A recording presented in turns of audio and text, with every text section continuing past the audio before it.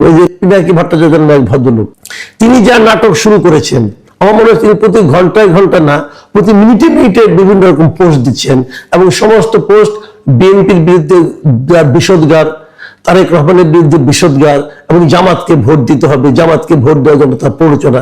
শেষে দেখলাম যে বাড়তে বাড়তে একটা পর্যায়ে যে উনি কান্না করছেন। একটা বয়স্ক লোক, এটা কি পাগল না মাথা খারাপ, কিছু তো বুঝি না। সে আজাদি, ইনকিলাব কি কি যেন বলে পাগলের মতো।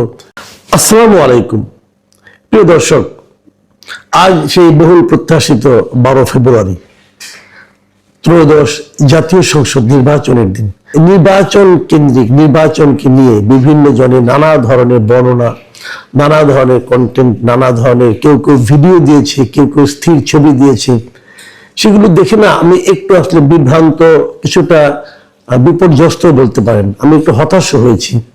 আমি বেশ কয়েকটা কন্টেন্ট দেখলাম যেখানে বিভিন্ন এলাকার দৃশ্য দেখানো হয়েছে, এবং এটা বলা হয়েছে এটা মানে রাতের বেলায় সন্ধ্যার দিকে আর কি, সন্ধ্যার দিকে প্রকাশ্যে নির্বাচন যেখানে হবে সেই কেন্দ্রে ঢুকে কেউ কেউ সিল মারছে, এবং সেটা ভিডিও দেখলাম।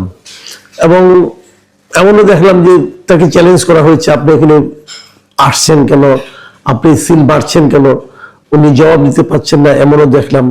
আবার একটা জায়গায় দেখলাম যে একটা পোস্টাল ব্যালট, সেই পোস্টাল ব্যালটে সিল মারা, বিএনপির যিনি প্রার্থী তার প্রার্থীর নামে এবং প্রতীকের পাশে যে গোল দাগটা থাকে সেখানে একটা টিক চিহ্ন দেওয়া।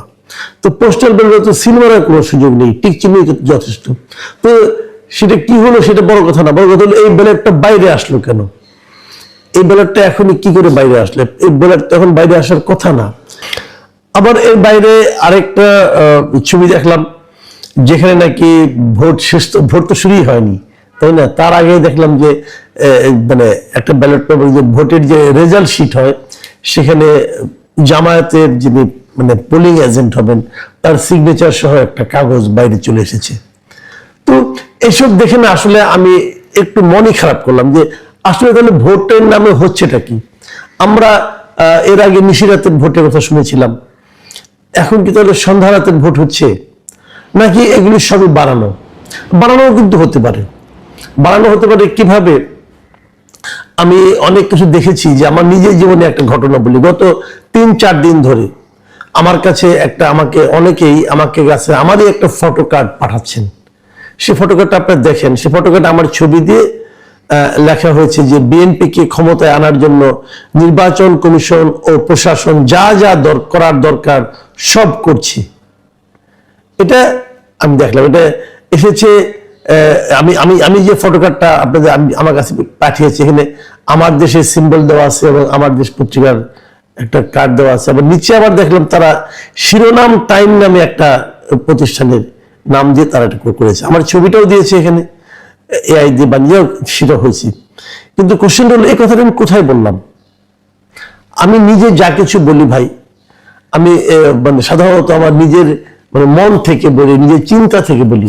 এই ধরনের চিন্তা তো আমি কখনো করিও নাই। এটা আমি কোথায় বলেছি? যদি কেউ ভিডিওটা দেখাতেন তাহলে ভালো হতো। আমি নিজেও বুঝতে পারছি না এই ধরনের কথা আমি কেন বলতে যাব, এবং আমি নিশ্চিতভাবে আপনাকে আমি গ্যারান্টিতে বলতে পারি এই ধরনের কথা আমি বলিনি। যদ্দূর মনে পড়ে একবার আমি বলেছিলাম, খুব সম্ভবত স্টার নিউজ কিংবা এই ধরনের কোনো একটা অনুষ্ঠানে, আমি যদ্দূর মনে পড়ে, আমি তো প্রচুর টকশো করি, তো আমি বলেছিলাম এরকম কথা যে নির্বাচন শুরুর আগেই তো নির্বাচন নিয়ে বিএনপি এবং জামায়াতের মধ্যে পরস্পরের বিরুদ্ধে অভিযোগ শুরু হয়ে গিয়েছে। বিএনপি অভিযোগ করছে যে জামাতে প্রশাসনের বিভিন্ন জায়গায় জামাতের লোক বসানো হয়েছে, এবং জামাত অভিযোগ করছে প্রশাসনের বিভিন্ন জায়গায় বিএনপির লোক বসানো হয়েছে। এবং তারা অভিযোগ করেছে যে এরকম প্রশাসন এবং নির্বাচন কমিশন তারা মানে জামাতের অভিযোগ করেছে যে বিএনপিকে জেতানোর জন্য যে কোনো কিছু করতে পারে। এই ধরনের কথা আমি বলেছিলাম বলে মনে করে, কিন্তু এটা তো ওদের অভিযোগ। অন্য একটা দল অভিযোগ করেছে একটা দলের এটা করতে পারে, একটা দলের জন্য এটা প্রশাসন করতে পারে। তো সেই অভিযোগটাকে আপনি যদি আমার কথা বলে চালাই দেন, তো অন্য একজনের অভিযোগকে, তাহলে লোকে তো ভুল বুঝবে। আমি কেন বলেছি, আমি তো নিজেই অবাক, এই কথা বলার কোনো কারণই নাই, কারণ আমি এরকম চিন্তাও করি না। আর যদি ধরা যাক চিন্তাও করি, তো আমি তো ভাই সাংবাদিকতা করেছি অনেক, আমি তো মিনিমাম সেন্সটুকু আমার আছে যে এটুকু বললে কি এটা কি বলা যায় এভাবে কোনো তথ্য প্রমাণ ছাড়া? হচ্ছে। এখন আমার সন্দেহ, আমি যতগুলি বিভিন্ন সোশ্যাল মিডিয়ায় দেখছি, এগুলো কি আসলেই ঘটছে নাকি এআই দিয়ে বানানো? তো এটা নিয়েও কিন্তু একটা সন্দেহ আছে। আমরা আগেও বলেছিলাম যে এবারে নির্বাচনে কিন্তু এই ধরনের ফেক কন্টেন্ট দিয়ে সোশ্যাল মিডিয়ায় বেশ একটা বিব্রতকর পরিস্থিতি তৈরি করতে পারে। কিন্তু এগুলো আসলে আমারটা যেরকম হয়েছে, অন্যান্য যেগুলো দেখছি সকাল থেকে, সেগুলো যে সেরকমই, সেটা কিন্তু আমি দাবি করি না মানে আমি তো এগুলো চেক করে আসিনি। কিন্তু আমি মনে করি সরকারের এগুলি চেক করা উচিত, নির্বাচন কমিশনের এগুলি চেক করা উচিত, ওদের আগের থেকে এগুলি চেক করা উচিত ছিল। আবার বিপরীত দিকে যদি ঘটনা ঘটেও থাকে, তো সেই ঘটনাগুলো কেন ঘটছে এটাও সরকারের চেক করা উচিত। আমি যে ভিডিওগুলো দেখলাম, একটা দেখলাম যে ঢাকা বিশ্ববিদ্যালয়ের, আরেকটা দেখলাম যে ঢাকা 5 আসনের, আমরা তো এগুলো দেখলাম, এবং আরেকটা দেখলাম পিরোজপুরের একটা আসনের, এবং এগুলো ফেসবুকে অ্যাভেলেবেল পাওয়া যাচ্ছে। তো এগুলো কেন চলতে দেওয়া হচ্ছে, এই জায়গাটা আমার কাছে ক্লিয়ার। এগুলি কিন্তু নির্বাচনের, একটা সুষ্ঠু নির্বাচনের যে পরিস্থিতি, যে বাস্তবতা, তাকে কিন্তু বাধাগ্রস্ত করে এবং নির্বাচনের মহাসের মধ্যে সন্দেহ তৈরি হবে। ডক্টর ইউনূস বলেছিলেন যে ইতিহাসে শ্রেষ্ঠ নির্বাচন দিবেন। এটাই কি শ্রেষ্ঠ নির্বাচনের নমুনা? এটা তো থামাতে হবে, না হলে আমরা তো পৃথিবীর মহাসের কাছে হাস্যকর জাতিতে পরিণত হব। এর মধ্যে অনেক অঘটন কিন্তু ঘটে গেছে।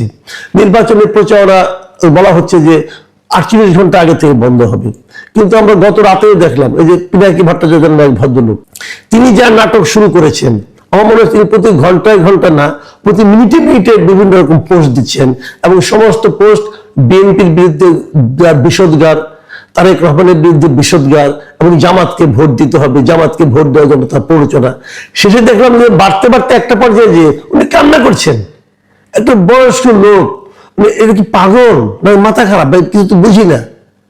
সে আজাদি, ইনকিলাব কি কি যেন বলে পাগলের মতো, জামাতের পক্ষে প্রচার করছে। জামাত কি এটা বোঝে না যে এই লোকটা প্রকারান্তরে জামাতের ক্ষতি করছে? জামাত তো তাদের পিআরও চেঞ্জ করা উচিত ছিল।